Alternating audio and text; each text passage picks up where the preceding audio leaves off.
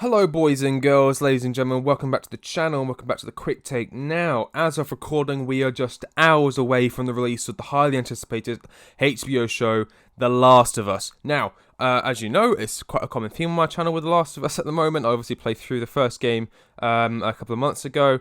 Go watch it, it's very good. Now, this video can be watched by both people who have played the game and people who are completely new to the subject, but just wanted to get a kind of a recap of kind of the basic things that they need to know before stepping in, basically, before testing out the water. So I'll be pointing out kind of changes that there's going to be in the shows, when the episodes are going to air, how long the episodes are, those kind of things. But before I do that, I just want to do a very short, not giving anything away, just a quick plot summary for those who obviously haven't played the game and are kind of going into this raw. So in a world, I wrote this down by the way, in a world tarnished by a deadly fungus, Joel, played by Pedro Pascal, must deliver Ellie, played by Bella Ramsey, across the United States of America to the Fireflies, a group of survivors working together to develop a cure against a virus and bring humanity back from the depths of depravity it has fallen into. Very good. Right, the main cast is Joel, played by Pedro Pascal, obviously famous from The Mandalorian, a show on Disney Plus, and pretty good in the Star Wars universe, Game of Thrones, and of course Narcos. Ellie is played by Bella Ramsey. She was also in Game of Thrones. She played Lady Mormont, and she was in Catherine Called Birdie. We have Tommy, played by Gabriel Luna, who's Tommy is Joel's brother, Gabriel Luna. He was in Agents of S.H.I.E.L.D. We got Tess, played by Anna Torv, who was of course in Mindhunter, one of my favourite all-time shows of all time. It was brilliant. I'm so angry it got cancelled. Or at least put off indefinitely. Bill, played by Bill Offerman from Parks and Recreation. Sarah, played by Nico Park from Dumbo. Riley is played by Storm Reed from Euphoria and Don't Let Go. Marlene is played by Marie Dandridge. Of course, she voiced the character Marlene in the Last of Us game, so she's reprising her role. And who best to play Marlene than Marlene?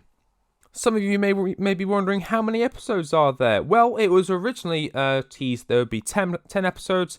However, closer to release, it was revealed that there are only 9 episodes. However, some episodes are longer than the others. For example, episode 1, titled When You're Lost in the Darkness, has a runtime of around 81 minutes. Yeah. Now, the pilot will be coming out on the 15th of January for some viewers, mainly US viewers, but in Europe and other countries, kind of that direction, it'll be airing early morning on Monday, around about 2 o'clock for people in the UK. There'll be an episode released each week. So much like House of the Dragon, we know how this works now. The episodes have a very kind of run time. Obviously, episode 1 have longer run times. Episode 1 and 3, have longer run times, so 81 minutes and 76 minutes. Episodes 2, 5, 6, 7, and 8 are all around the kind of the hour mark, the 55-minute mark. But episode 4 and the finale sit around the kind of 45-minute mark, which is I'd have liked the finale to be a bit longer, but we'll see how it is when we get there. You know, maybe it's for the best. Maybe they just want to keep it nice and short and sweet. I'm just going to tell you where can you watch this show. If you're an American, The Last of Us will be streamed on HBO Max. Canadians can tune in from Crave, and of course my British counterparts will be able to stream it from Now TV, or I think it's just Now,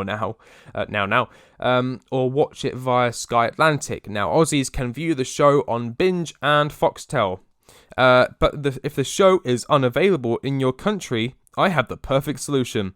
This video is brought to you by NordVPN. Now, NordVPN is a service. I'm joking. I'm not actually sponsored by NordVPN. I have 5 subs. Well, I have a little bit more than 5 subs, but I am far away from sponsorships. Let's be real. And I just want to say quickly, if you've made it this far in the video, you may as well like the video. Why not? It's such a small gesture for you, but it will mean so much to me. So thank you so much, and let's continue with the video. Now, Going over some of the changes that have been made from the game to the show, one of the biggest one is, of course, spores. Now, if you're not aware, there have been a numerous amount of changes to the original source material, the biggest being the removal of spores from the show. In the game, spores played a huge role in the setting and even the story in some parts. They are a symbol used to declare danger and to warn the player that the area that they're about to enter is more than likely infested with infected, some of which have developed into bloaters and other horrible beings. In fact, the bloater was teased in the trailer, so that is confirmed. Yes, we're getting to see bloaters. But there are reasons why spores were removed. Firstly, if there was a real pandemic which was spread by spores, everyone would be infected within hours of the outbreak. Also, actors would also be forced to wear masks during intense scenes, meaning that their ability to portray their characters with their reactions and kind of their facial emotions would have limited that. At first, I was pretty apprehensive about this change. I for some reason I have it in my head that everything that's been adapted from one piece of material needs to be exactly the same. I don't know if it's like an autistic thing or something, maybe. But it does seem like it was necessary for the show, just going forward. But instead of spores, we now have tendrils. For a more detailed breakdown, I highly recommend going to check out my video I released a couple of days ago, I think about a week ago, regarding this change and going into how the potential ramifications the tendrils may have a story. So quite a major change there. Another change, of course, is the time period. In the game, Outbreak Day occurs on the 26th of September 2013, a couple of months after the release of the first game, actually. The first game was released around about June 2013, so kind of the players are playing kind of at the same time period. As the game was. The majority of the game, however, is set 20 years after Outbreak Day, so 2033 in the game. However, the show has changed this, so the Outbreak occurs in 2003, which is also just happens to be the same year I made my debut on this rock, with the same 20-year jump taking us up to 2023, which is, of course, this year. I don't know when you're watching this. I doubt you'd be watching this after the show. This is a kind of like a recap for everything kind of needs to know before watching it. I couldn't find a reason for this change. I can only theorize the writers and directors maybe didn't want to have to prophesize what the Earth's climate might look like 10 years in 10 years time. So obviously mass flooding and stuff like that. It kind of just gets rid of that worry. Where in the Hunger Games, they tackled it by just saying, we're not going to leave the United States, everything's going to happen in Panem. We're not even going to mention Germany or France. But that's not the only change. The games are quite known for their beautiful storytelling and their character development, but they're also known for their violence and brutality, which is pretty much a given in most post-apocalyptic worlds. It was revealed that the show would be tapering down on the amount of violence depicted in the show, which in all honesty makes sense. You know, in the game, players have to deal with hundreds of enemies. You know, Joel kills probably thousands of people throughout their journey across America in order to keep them engaged and to also provide a sense of accomplishment for the player once they prevail amongst the hordes of infected. In the show, writers are able to really hone in their craft, and so giving more time to character interactions and storytelling is probably the best way forward. This isn't to say Joel won't be doing his fair share of action, just not to the extent that was depicted in the Naughty Dog masterpieces. In the games, the player mostly sticks with either Joel or Ellie. However, in the show, there is room for expansion. For example, Episode 3 is depicted to exploring Bill and Frank's story. For those of you who don't know, Bill is a rather surly person in the games who is revealed to be gay when Ellie steals a few of his not-so-family-friendly magazines from his hideout. His sexuality is also hinted at after the player and Bill come across Frank's deceased body, with Bill showing a rare bit of emotion only losing a loved one can emit. This is one of the changes I applaud. I love this show and universe, so getting to see more and learn more about the character is nothing but a treat to me, and I'm sure I'm not the only one who holds this view. Another change is adding characters. The writers have taken this opportunity to introduce a few new characters to the show, One being depicted by the legendary Troy Baker, who, of course, if you didn't know, voices Joel in both the Last of Us games. Troy is not the only star returning for the show, as Ashley Johnson, who plays Ellie in the games, will also be returning as Ellie's mother, which only seems fitting.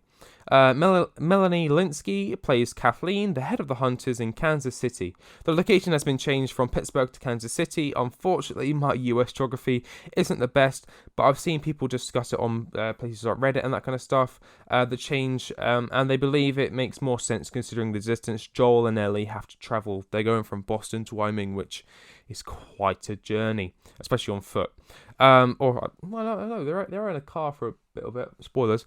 More seasons. So it was revealed that depending on the success of the Last of Us HBO show, we may see 1 or 2 more seasons dedicated to telling the story of the sequel game, The Last of Us Part 2.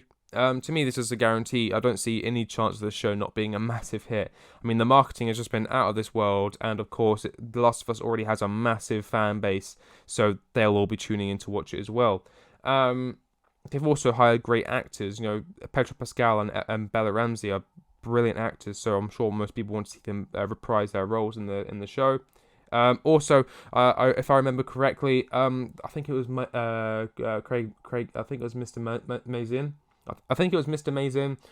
He said that the second game, it would take multiple seasons because they really want to kind of tell the stories in more detail that was in the game, if that makes sense. I mean, the games were full of detail, but they really want to explore everything they can. Now, for the score or the soundtrack, we are in for an absolute treat.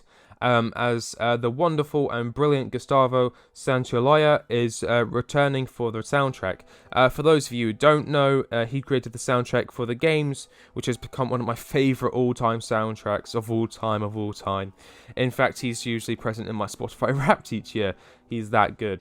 Boys and girls, that about wraps up the video. I do hope you enjoyed. As I said, this video is just kind of a kind of quick recap. Just for anyone who hasn't seen the show, or some people who have seen the show and they're not aware of all the changes that has been made, can really catch up and go into the show with all the information that they need. If you did like the video, please don't forget to like the video and also subscribe if you're new to the channel. My goal for the year is to reach 1,000 subscribers, so every single subscriber counts. Will help massively in me reaching that goal. And I obviously appreciate every single one of you that watch my videos. It's brilliant. Thank you all so much for watching, and I'll catch you on the next one. See you later.